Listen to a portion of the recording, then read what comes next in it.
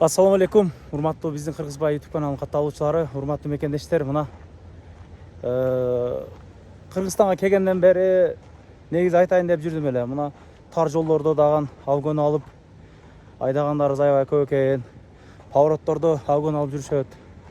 Этият болуңуздар деп видео татайын деп Бишкектен кайттык элек.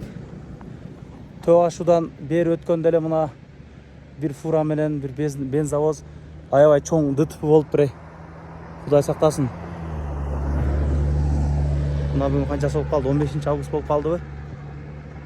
Абайлап айдаңыздар. Уктап кетиптир могу бензовоздогулар, уктап кетиптир. Эки адам көз жумду дейт. Фурадагыны путу сынып больницага алып кетишти дейт. Абайлап айдаңыздарчы туугандарым, караңыздарчы. Кырсык Кашкалактын ортосунда да уктап эс алып эки дос кеч 11-лерде жолго чыккан экен негизичи. Азыр туугандары менен эмнеде турган экен, сурадым да. Этият болуп айдаңыздар. Өмүр кыска экен да. 94-жылкы бала дейт. Жай кызматкерлер келип мына карап атыптыр, жакшы. Саат эртең менен 7-де болуптур ДТП. Кудай сактасын эй.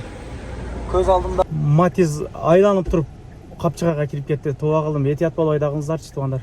Машина суга жетпеди, бирок томолонуп токтоду окшойт. Эл журт жакшы көрүп көз алдымда болду да. Көз алдыма келткан жеринде айланып кетти. Жамыр жааганда акырыныраак айдаңыздар.